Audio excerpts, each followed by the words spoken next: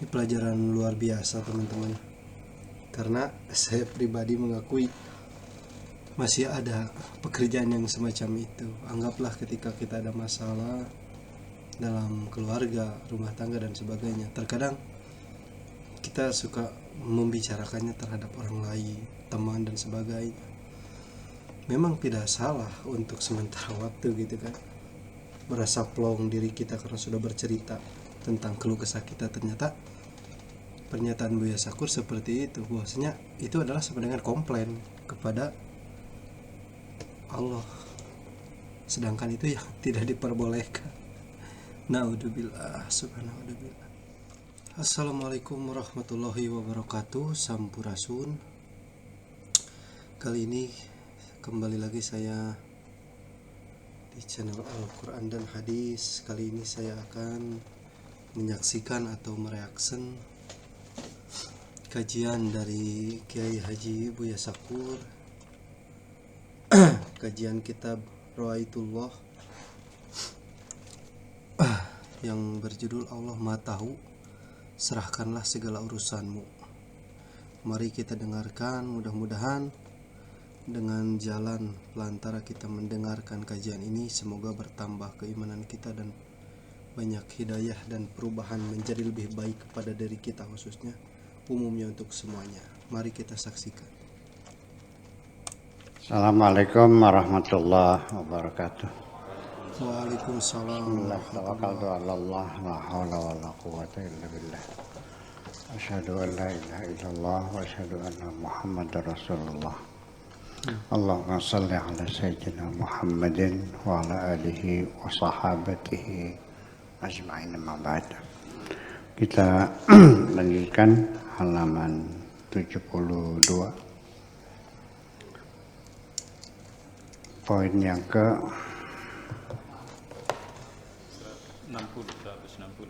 161 ya. Bismillahirrahmanirrahim. Ya abdu, wahai hambaku, mali afkarika tana'atifu ala afkarika. Kenapa sira pikirannya nyeleweng-nyeleweng? Kenapa otakmu ku sempoyongan? Kenapa logikamu kok menjadi muter-puter gak karuan? Kenapa?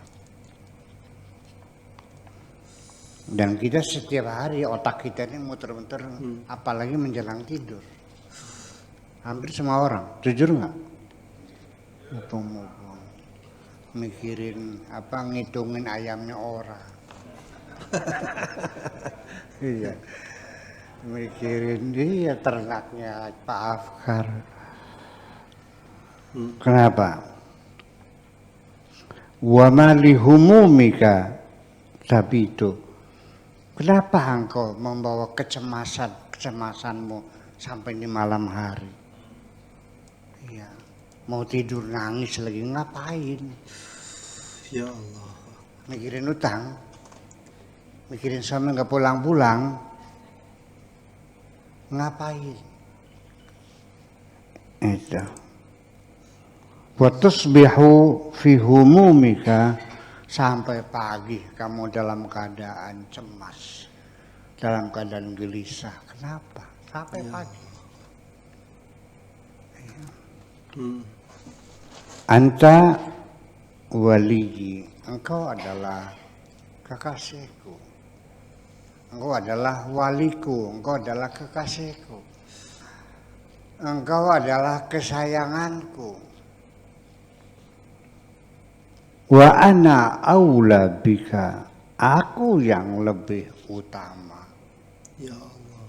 Aku yang lebih penting. Kenapa kau pikirkan, kau cemaskan, kau gelisahkan hidupmu seperti itu? Kenapa enggak mikir aku saja sebagai kasihmu yang lebih utama kau pikir? Tidak mau mikir, jangan dua mana-mana muter-muter. Ya teman-teman, ini sangat bagus sekali ya, karena hal itu memang saya akui masih terjadi kepada saya. Terkadang kita terlalu memikirkan hal yang belum pasti, besok gimana, padahal kondisi kita sedang baik-baik saja gitu. Karena ada kekhawatiran dalam diri kita, maka timbullah pemikiran-pemikiran yang seharusnya memang tidak dipikirkan gitu. Sungguh bagus sekali mengingatkan saya untuk ya berpikir lebih baik lagi. Oke, kita lanjut lagi. Fa'athbitni dzata sirrika. Sudah, percayakan saja segala urusanmu kepadaku. Tetapkanlah zat sirmu itu kepadaku. Fa'ana biha wa bima tataqallabu bihi a'lamu minka. Apa yang membuat engkau gelisah, apa yang membuat engkau sesara, apa yang membuat engkau menjadi bolak-balik semacam itu, aku tahu semua kok. Iya. Artinya bahwa susah banget sih tinggal serahkan kepada aku saja kok begitu susah sih. Ini saya tidak mengerti dalam beragama orang kok jadinya seperti ini. Ya karena sibuk dengan sholat, dengan puasa, dengan haji, dengan yang bersifat seremoni. Syariatnya yang kamu perhatikan tidak salah, mas saya itu tidak salah. Mengutamakan syariatnya, tetapi syariatnya yang punya aturannya tidak kamu perhatikan. Iya. Ibu-ibu dan bapak-bapak sekalian, saya sangat menghormati orang yang menghormati peraturan-peraturan saya. Tetapi yang paling hebat adalah orang yang menghormati saya. Bukan peraturan saya, nggak ada urusan. Ya. Sekalipun saya membuat aturan, tidak boleh berbicara keras-keras di ruangan ini. Sekalipun saya yang buat aturan tidak boleh bawa anak kecil ke situ. Sekalipun saya yang membuat aturan tidak boleh merokok di sini. Ini aturan saya, rumah saya, betul nggak? Ketika tamu itu menghormati, saya hormati nggak? Saya hormati. Anaknya ditinggal di luar dengan kakaknya, dia masuk. Kemudian ada tamu mau ngerokok, dia permisi pakai mau ngerokok dulu. Ya udah bagus lah, betul nggak? Nah tetapi ketika orang itu belum sampai level penghormatan kepada syariat, ya terjebak pada syariat juga. Ya. Andai kan satu ketika tamu itu datang bawa anak perempuan yang sangat lucu sekali. Memang saya larang. Tapi karena saking lucunya saya jadi senang, dari gemes, pengen nyetot tuh, pengen menciumnya. Lihat peraturan, tamu itu laki bener, biar aja di sini, peraturannya nggak boleh. Udah biar aja di sini nggak apa-apa, enggak peraturannya nggak boleh, bawa keluar. Bener. Atau malam harinya saya mandi. Telinga saya kemasukan air sehingga agak budek, dan tamu itu melihat peraturan tidak boleh berbicara keras, jadi ngomongnya pelan-pelan, au. Nggak kedengeran bu, ngomong yang keras, nggak tahu peraturannya nggak boleh. Ya Allah. Bener gitu.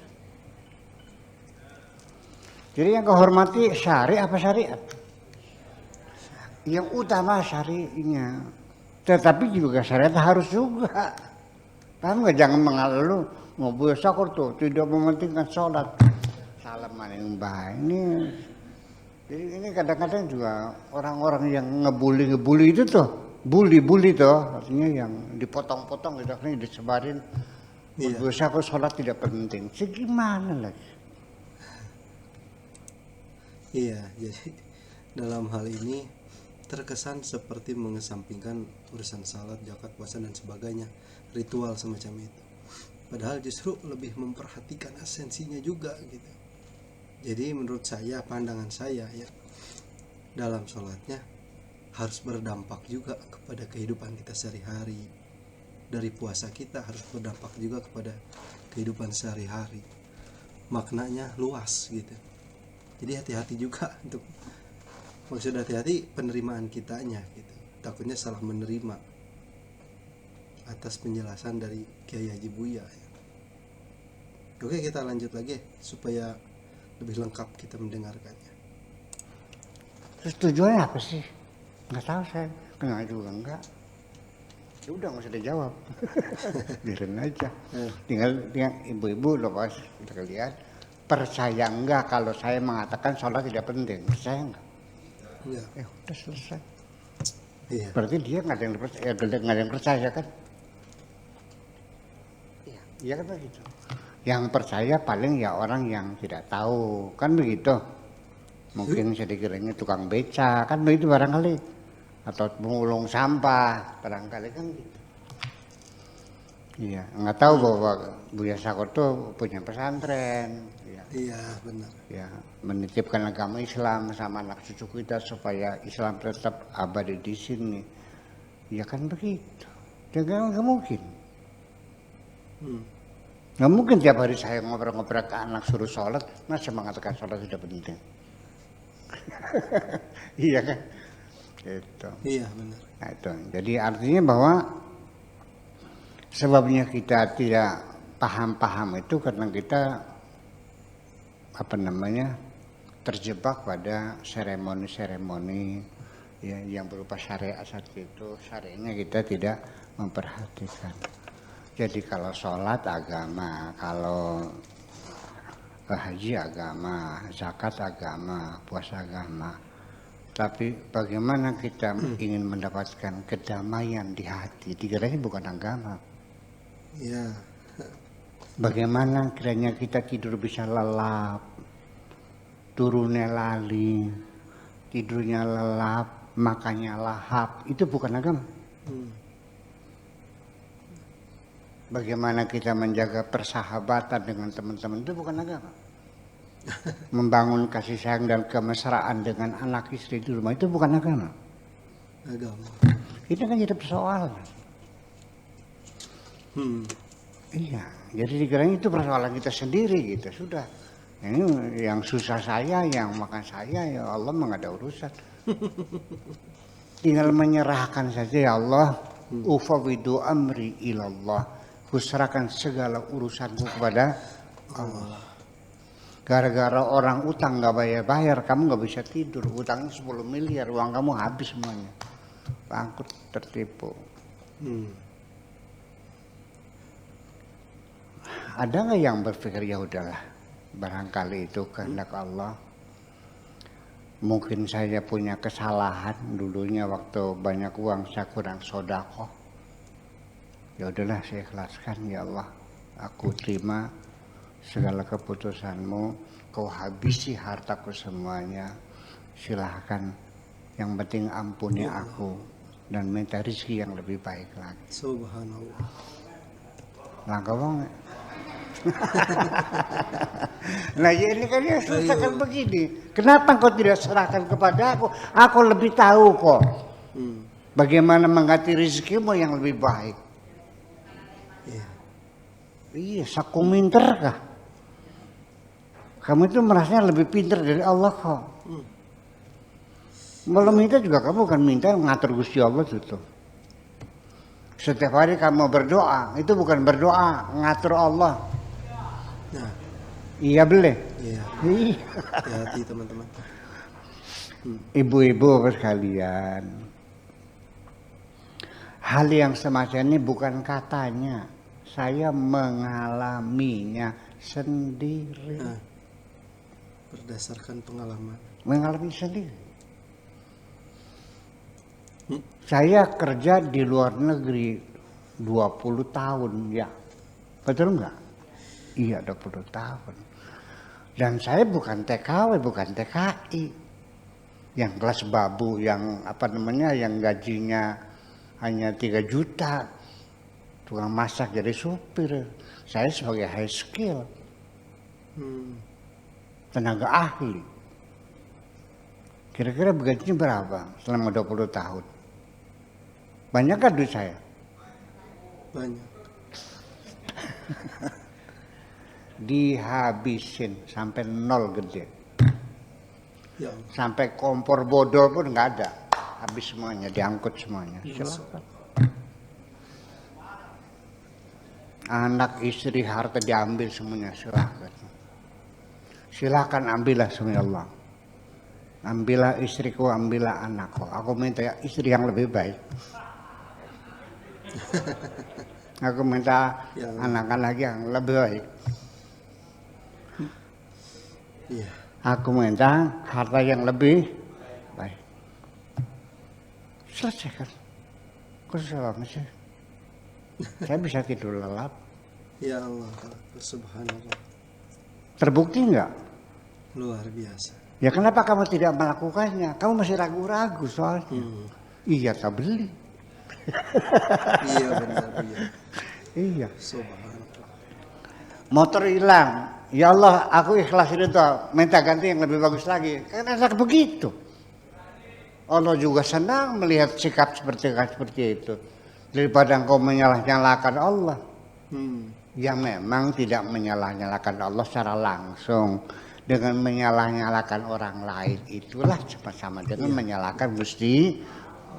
Siapapun yang berkeluh kesah atas perjalanan nasibnya, itu sama dengan komplain kepada Allah Subhanahu wa ta'ala. Kita dia melarat gara-gara necongori lagi nih.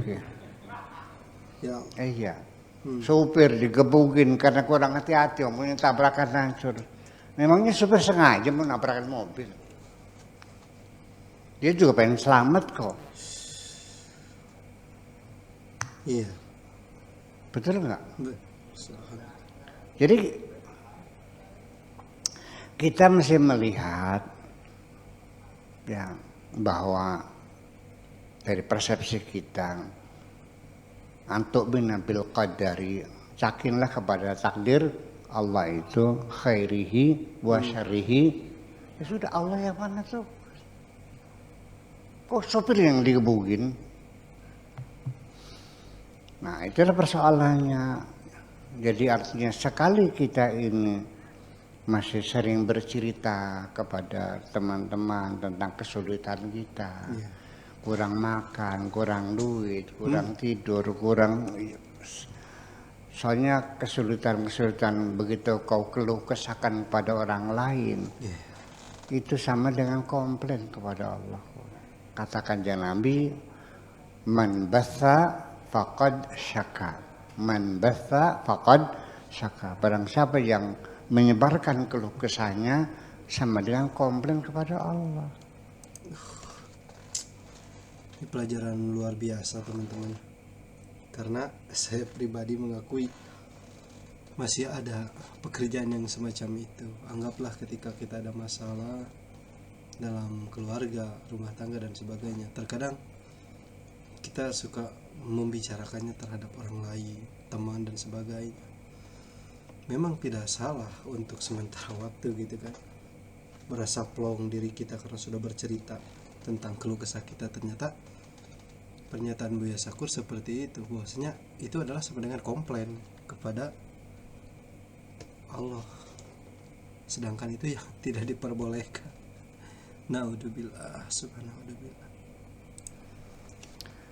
Anak santri saya nggak betah, baru kelas 2 Aliyah nggak betah, dia pindah. Ketika pindah dia bercerita pondok pesantren itu nggak enak, iya, masakannya nggak sedap, pelajarannya terlalu padat dari pagi sampai malam, nggak bisa istirahat, guru-gurunya bego-bego.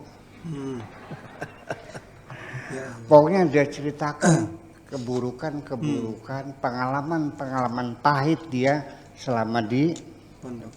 Coba HP saya dirampas, dibuang ke balong, diceritakan semuanya. Aturan-aturan yang ketat di sini dilanggar semuanya, akhirnya dia pindah dan menceritakan keburukan pondok Carang Biang. Saya marah nggak? Ya Allah.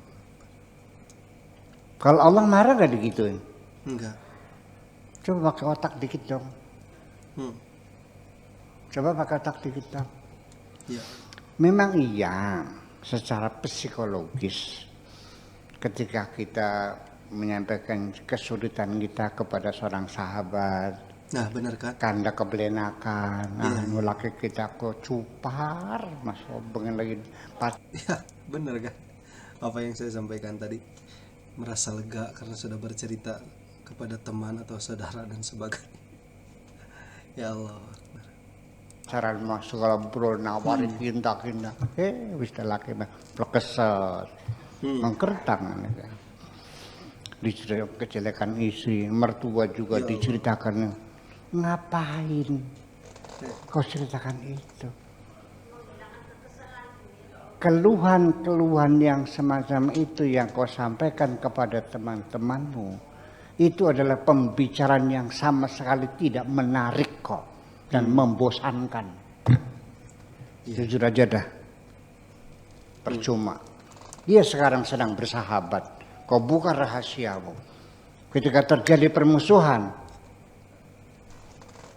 Iya. kunci rahasiamu ada di tangannya. Betul nggak? Rugi juga pada akhirnya. Ya wis lah, kari kenapa jadi? Kenapa kita tidak mengadu pada Allah aja? Ya, benar, itu yang tepat. Bahkan lebih baik mengenal Allah. Ya Allah, kita urip belenak teman sia. Bahkan makan terus magis podaran apa kita ke? Mungkin lebih benar begitu. Allah. Iya. Masih mending begitu sekalian pada Allah. Memang dia yang punya kok segala-galanya. Nah itu maksud saya. Ibu saya juga sering mendoakan anak-anak begini. Lamun sira bakal mulia tak dongakan dawa umure. Bakal beli bener tak dongakan gagian mati besisan. Ibu saya begitu. Artinya bahwa kalau kamu nanti bakal jadi orang jahat, saya doakan cepat mati saja kamu. Tapi kalau kau bakal jadi orang yang baik, saya doakan panjang umurnya. Gitu. Ya namanya juga ngomong guyon emak kan. Ya, sendaguronya ibu saya begitu kadang-kadang ya. Saya yakin itu sendaguro itu bukan sungguhan. Yang telah pasti anak-anaknya didoakan semuanya kok. Nah, jadi fa'athbitni itu maknanya, makanya tadi dikatakan fa'athbitni zata sirrika. Semua rahasiamu sudah tetapkan saja kepadaku, pasrahkan kepadaku ya Allah. Jadi begini.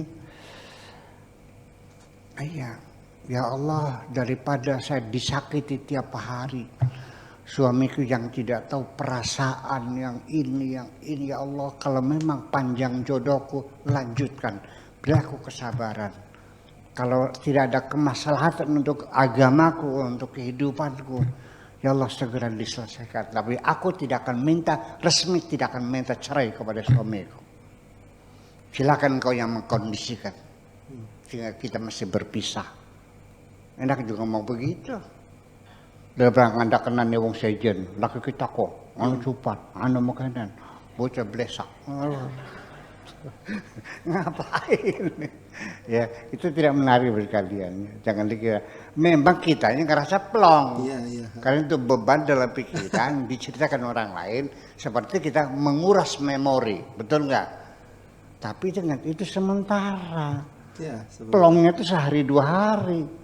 Setelah itu yang mumet lagi. Karena tidak terselesaikan kok. Tahunya teman yang menjadi tempat curahan itu menolong kamu. Enggak, dia juga punya kesusahan sendiri kok. Ya, benar. Boro-boro nolong sira.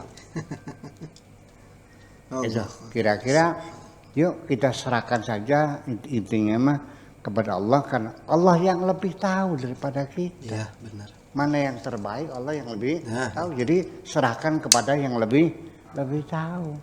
Jadi kalau kita memilih sesuatu yang kita tidak tahu, tolong nanya kepada orang yang tahu. Saya tidak ngerti berlian, mana diamond, mana imitasi, ya kan begitu. Kalau mau beli ya saya cari orang yang ahli diamond dong, ahli berlian. Betul nggak?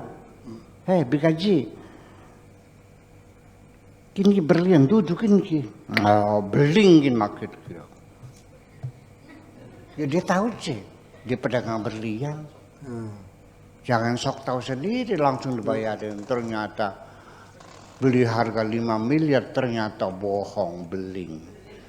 Palsu lagi, kan begitu persoalannya. Nah, cara menanya sesuatu itu dalam agama namanya istikharah. Paham? Kalau ada lelaki melamar kamu, ya nanya sama Allah sebagai khalik, sebagai pikir yang lebih tahu. Ya Allah, ini bagus enggak laki ini buat saya? Ya kan? Nanya dong istikharah. Nah, tapi kalau dalam hal memilih jodoh, istikharah ini banyak dipakai orang. Istikharah ketika mau kawin, betul nggak? Tapi ketika mau menanam pohon apa yang bagus, nggak pernah istikharah kan? Enggak. Mau dagang apa, nggak mau istikharah kan? Mau mesantrekan anaknya di mana, nggak pernah istikharah kan? Enggak. Jadi istikharah untuk jodoh aja. Ya. Yuk kita biasakan, ya kan, tradisi Islam semacam ini.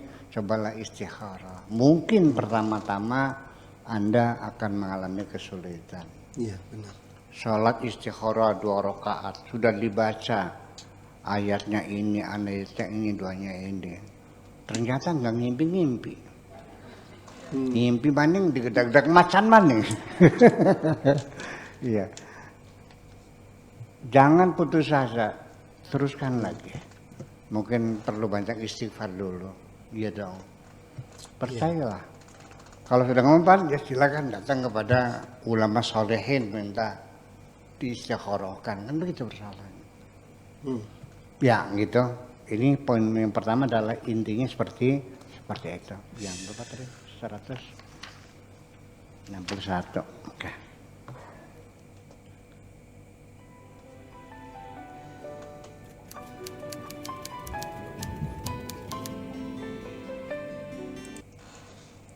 Oh, ini kutipan dari Kiai Haji Buya Sakur Yasin, teman-teman. Saya tidak pernah mengklaim sebagai mursyid, tetapi kalau engkau mau ikut saya silahkan. Nanti ketika sampai di tengah lautan, jangan tanya di mana tepinya. Subhan. Benar. Jadi luar biasanya beliau, tidak, meskipun pengetahuannya luar biasa, pengalamannya sangat luas, ilmunya sudah tidak diragukan lagi, tapi beliau menjaga terhadap satu, yaitu pengakuan. Ya Allah. Aku hanya ingin berbagi kebahagiaan dan tidak menggurui siapapun. Terlalu sulit bagiku untuk menyalahkan siapapun. Iya. Akan tetapi apabila ada orang yang ingin mengisi raporku, tentu aku sangat gembira sekali. Dan kujamin aku tidak akan sakit hati sedikit. Subhan.